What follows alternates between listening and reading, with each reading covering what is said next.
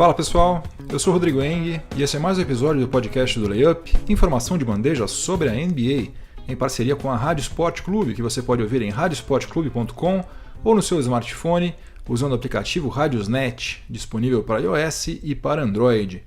Esse aqui é o episódio de número 125 do podcast do Layup, que está sendo gravado numa quinta-feira, dia 25 de outubro, e os assuntos de hoje serão os seguintes. No primeiro período eu vou falar sobre o Chicago Bulls, que venceu somente uma partida até agora na temporada 2018-2019 e está sofrendo com a ausência do Lauri Markkanen machucado. Mas o Zach LaVine está registrando o melhor início de temporada de um jogador da franquia de Illinois desde Michael Jordan nos anos 1990. No segundo período eu vou falar sobre o Milwaukee Bucks do Giannis Antetokounmpo, que venceu recentemente o Philadelphia 76ers, e o Greek Freak anotou um triplo-duplo, né? Conquistou a quarta vitória nas 4 partidas disputadas nessa temporada. E também vou falar sobre o Toronto Raptors, de Kawhi Leonard e Danny Green, que é o outro time invicto na Conferência Leste. O Toronto Raptors jogou 5 vezes, ganhou todos os jogos e está também despontando como sendo um time com chances de estragar os planos do Boston Celtics.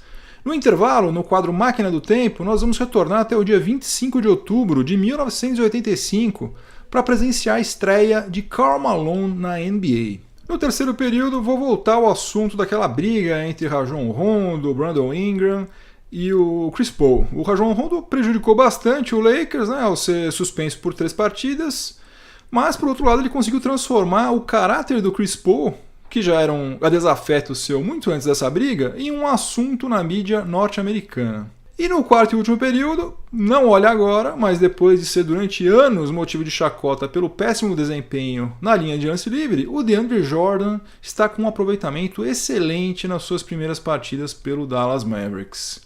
Então é isso, chega de delongas, vamos ao que interessa, o podcast do Layup está no ar.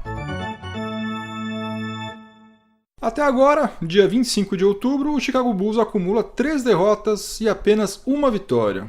Está em 12º lugar na tabela da Conferência Leste, o que não é surpreendente, considerando-se que o Jabari Parker foi a única contratação relevante da franquia na última off-season e que o Lauri Markkanen ainda não atuou nessa temporada. Aliás, o finlandês está se recuperando bem daquela contusão que ele sofreu no cotovelo e não está mais usando tipóia, mas ainda não existe previsão de quando ele efetivamente vai retornar às quadras. O técnico Fred Hoiberg estava escalando o Bobby Portis como titular da posição 4 e trazendo o Jabari Parker do banco de reserva, só que agora Bobby Portis se contundiu no joelho e tudo leva a crer que agora o Parker vai ganhar a titularidade. Bobby Portis deve ficar entre 4 a 6 semanas afastado das quadras, se tudo correr bem, né? Porque essa história de joelho é um negócio complicado. Só que apesar desse início de temporada sofrível, né, com 3 derrotas e apenas uma vitória, está acontecendo uma coisa muito especial lá na franquia de Illinois. O Zach LaVine marcou 30 pontos na derrota para o Philadelphia 76ers, 33 pontos na derrota para o Detroit Pistons, 34 pontos na derrota para o Dallas Mavericks e agora marcou 32 pontos na vitória sobre o Charlotte Hornets, com direito a game winner nas cobranças de lance livre. Com essas performances, o Zach LaVine somou 129 pontos nas 4 primeiras partidas da temporada, coisa que, segundo o Basketball Reference, só 2 jogadores do Chicago Bulls tinham conseguido fazer até então. Red Tails, na temporada 1982-83, e um tal de Michael Jordan em nada menos do que 6 temporadas. É brincadeira, Michael Jordan, né? 6 temporadas começando arrasador dessa forma.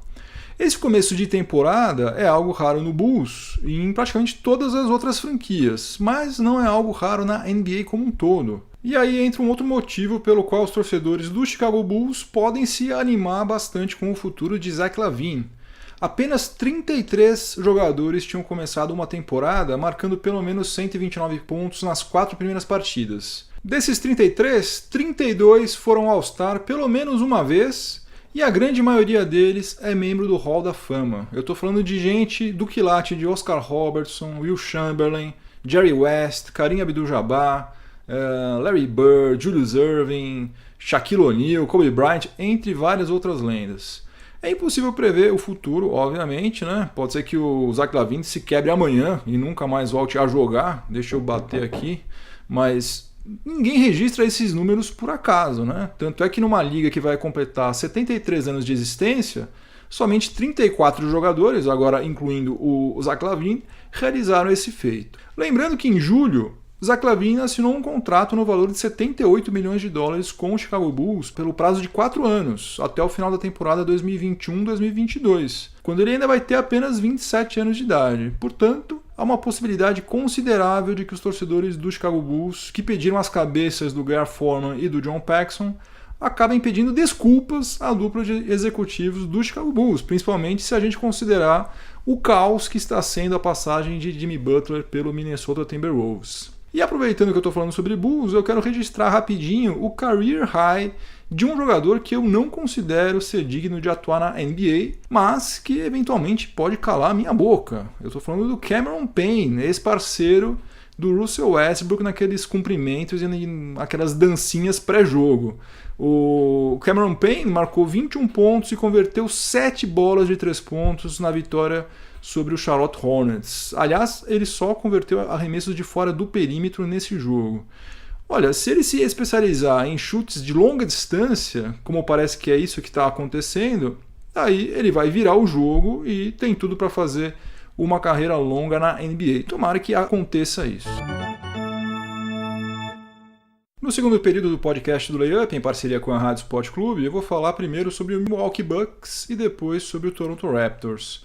O Milwaukee Bucks começou com uma vitória apertadíssima fora de casa sobre o Charlotte Hornets, foi 113-112, mas depois somou 3 vitórias sem sofrimento jogando em casa. Bateu Indiana Pacers, New York Knicks e Philadelphia 76ers. Chegando à campanha de 4 vitórias e nenhuma derrota nesse início de temporada. A última vez em que o Milwaukee Bucks começou tão bem uma temporada foi em 2001-2002, quando o Ray Allen e o Glenn Robinson eram as estrelas da equipe.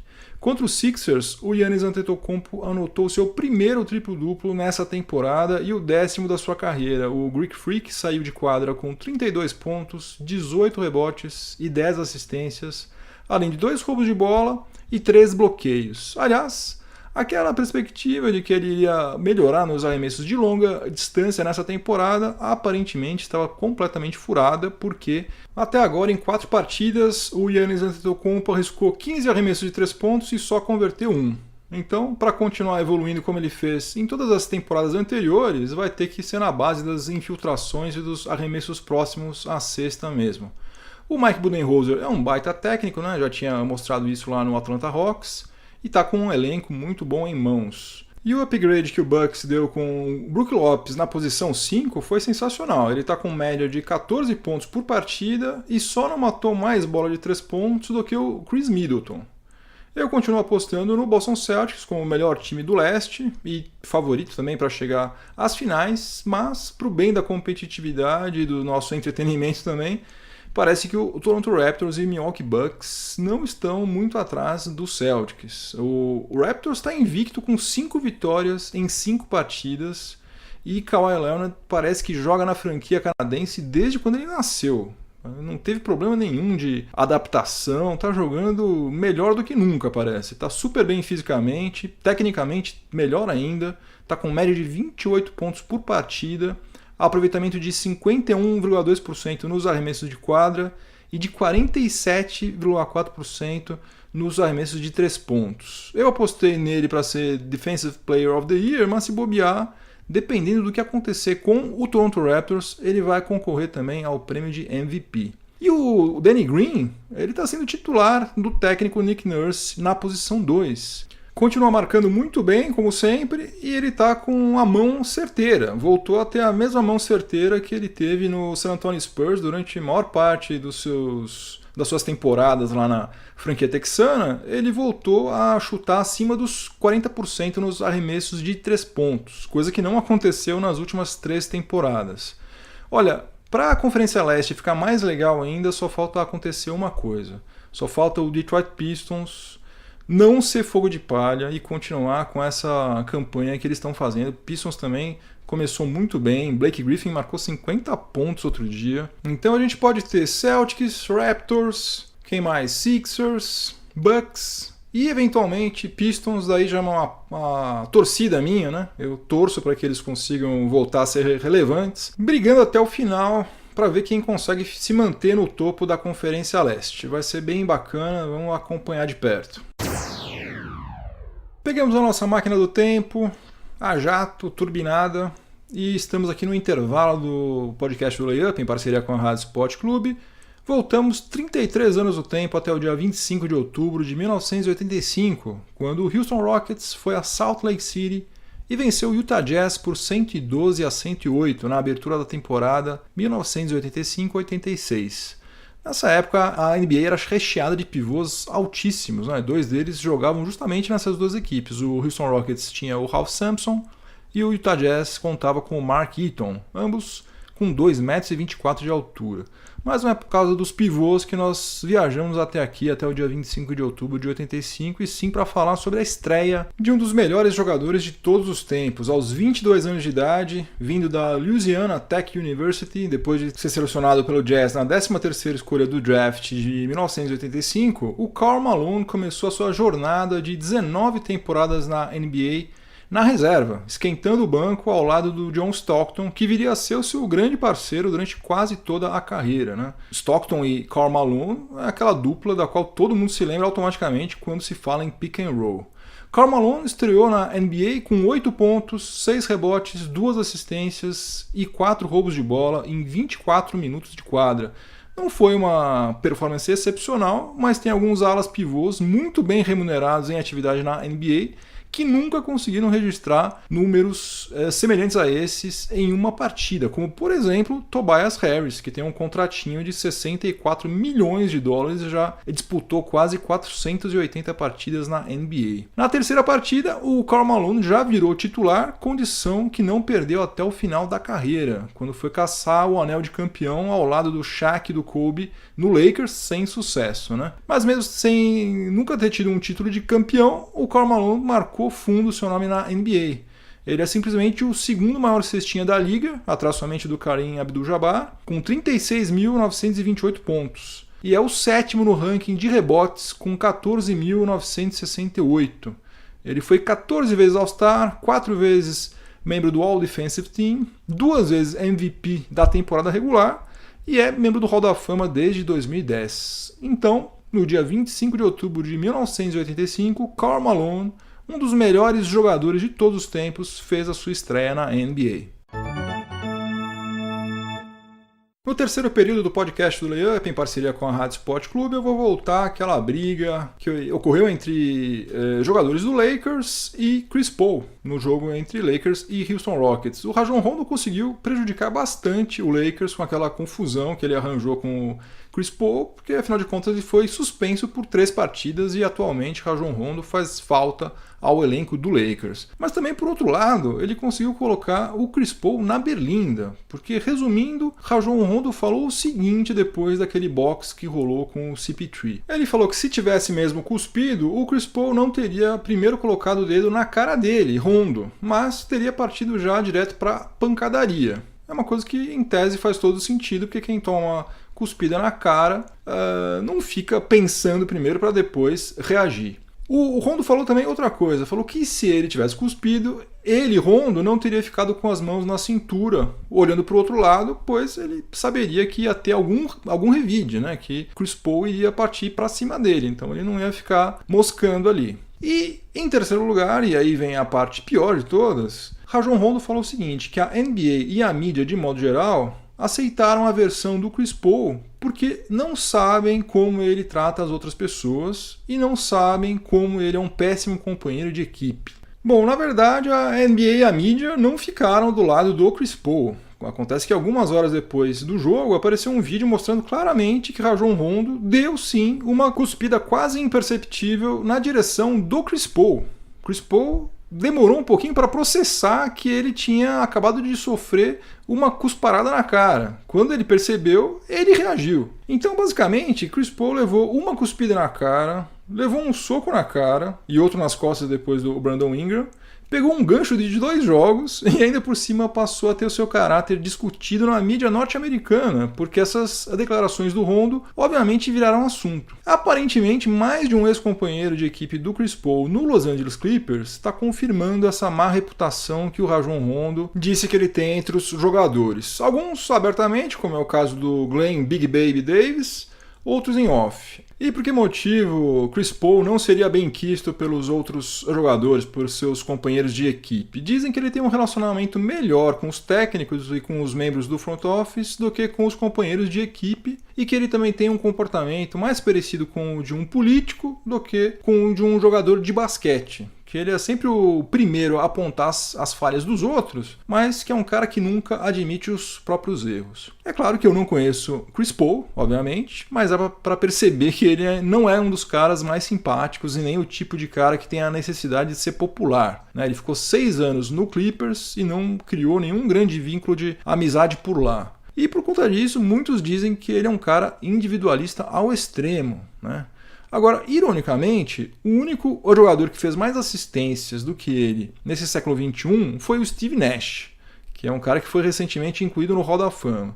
E como vocês sabem, não existe nada menos individualista no basquete do que você fazer assistências. Blake Griffin e o DeAndre Jordan, por exemplo, devem várias dezenas dos milhões de dólares que eles já receberam às assistências dadas pelo Chris Paul. Outro fato que não bate nem um pouco com esse perfil individualista, meio sacana que os desafetos do CP3 traçam dele, é o fato de que ele é o presidente da NBPA, a Associação de Jogadores de Basquete da NBA. Ele representa todos os jogadores da liga nas negociações dos acordos coletivos de trabalho e nunca na história da NBA os jogadores foram tão bem pagos e tiveram tantos direitos assegurados. Para você ter uma ideia, o salário médio de um jogador atualmente é de 7 milhões e 400 mil dólares por ano. Essa é a média. A média é de 7 milhões e 400 mil dólares por ano. E no mais, há mais de 10 anos, Chris Paul é um dos melhores armadores da NBA, se não for o melhor de todos. Ele faz o serviço dele muito bem feito dentro de quadra e facilita a vida de todo mundo. Certamente não deve ser nada fácil lidar com ele no dia a dia, né? Ele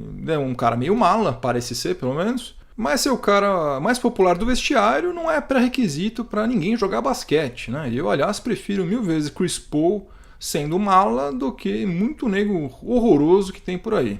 No final das contas, a verdade é que o Rajon Rondo manipulou a mídia direitinho, né? Ele se safou daquelas críticas que ele deveria estar recebendo agora por ter cuspido e conseguiu transformar Chris Paul num grande vilão, né? O gênio do mal. O que, se você parar para pensar 2 segundos, obviamente não é verdade. No quarto e último período do podcast do Layup, em parceria com a Rádio Sport Clube, eu vou falar sobre o pivôzão DeAndre Jordan. Os americanos têm aquele velho ditado de que só existem 2 certezas absolutas na vida: a morte e os impostos. Mas quem acompanha a NBA há alguns anos começou a acrescentar mais uma outra certeza absoluta nesse ditado, a de que DeAndre Jordan vai errar o lance livre. O desempenho do DeAndre Jordan, que agora defende o Dallas Mavericks, foi tenebroso desde quando ele ingressou na NBA em 2008.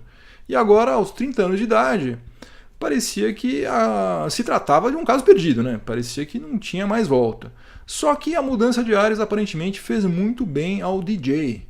Nessa temporada, ele já fez 17 cobranças e converteu 14 lances livres, o que representa um aproveitamento de 82,4%, que é, aliás, exatamente o mesmo aproveitamento que o Paul George tem hoje no dia 25 de outubro. Tomara que não seja apenas uma maré de sorte e a coisa não degringole daqui para frente, né? Porque seria o maior exemplo de que para tudo existe conserto nessa vida. Obviamente, já perguntaram o que ele fez durante a off-season para ter uma evolução tão significativa nas cobranças de lance livre, e ele foi curto e grosso dizendo que não está fazendo nada diferente.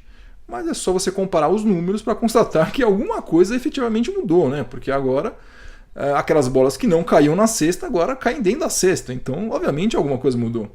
O técnico Rick Carlisle também deu uma despistada. Ele disse que o DeAndre Jordan foi para Dallas para vencer, que ele está muito motivado, treinando bastante, etc e tal. Ou seja, será que nos 10 anos quase que ele passou lá em Los Angeles ele estava desmotivado e ele não estava treinando? Eu acho que não, né? Eu acho que a questão não foi essa. Na verdade, acontece o seguinte, meu chute, hein? Agora ele está no mesmo time que um cara chamado Dirk Nowitzki, que é até um pouco mais alto do que ele. Dirk Nowitzki tem 2,13 m, Daniel Jordan acho que tem 2,11 m. E Dirk Nowitzki é simplesmente o 6º jogador que mais converteu lances livres na história da NBA. Eu aposto que o Dirk Nowitzki deu meia dúzia de conselhos para o DeAndre Jordan, que ele nunca tinha recebido de ninguém, e agora ir para a linha de lance livre está deixando de ser uma tortura para ser um prazer, né? Porque quem jogou já... você sabe, né? Quando você sofre uma falta e você sabe que o jogo vai parar e você vai bater lance livre, se você é um cara preparado, cobra bem, tem confiança, você vai para a linha de lance livre feliz da vida, sabendo que você vai pontuar. Por outro lado, quem cobra mal é que nem chamada oral, né? A professora está lá na frente procurando quem que ela vai escolher para responder a pergunta e você que não estudou nada, não sabe nada, você afunda na cadeira, você olha para o outro lado, rezando para que ela não te chame, né? Agora, eu vou anotar na agenda, né, para voltar a falar sobre esse assunto no final da temporada, né? Porque daí sim, depois de 82 jogos ou quase isso, a gente vai saber se foi fogo de palha, se o DeAndre Jordan está só passando por uma boa fase, ou se não, se ele realmente conseguiu consertar o seu lance livre aos 30 anos de idade, o que seria realmente um negócio incrível, uma motivação para todos os péssimos cobradores que existem por aí. Clint Capela, André Drummond, quem mais? Tem um monte aí, pode escolher.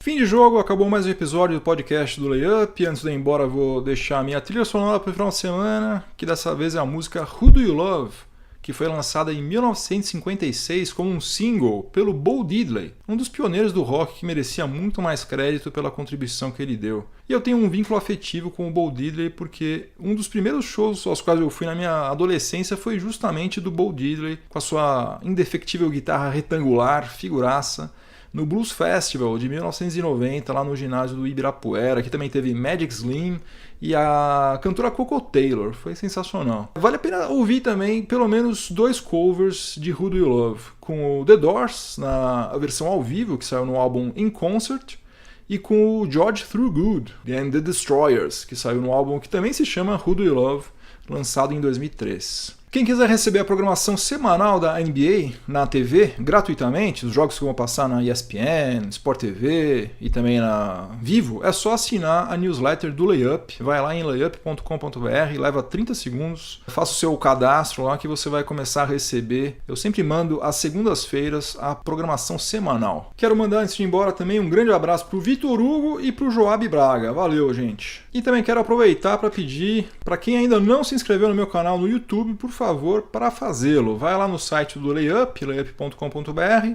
No canto superior direito tem os ícones das várias mídias sociais, entre elas tem o ícone do YouTube. Você clica lá, você cai direto no canal do Layup no YouTube. Mesmo que você não escute os episódios por lá, por favor se inscreva que você vai me ajudar demais. Se você estiver ouvindo este episódio em alguma plataforma de podcast, também aproveite para avaliar positivamente o podcast do Layup, que vai me ajudar muito também.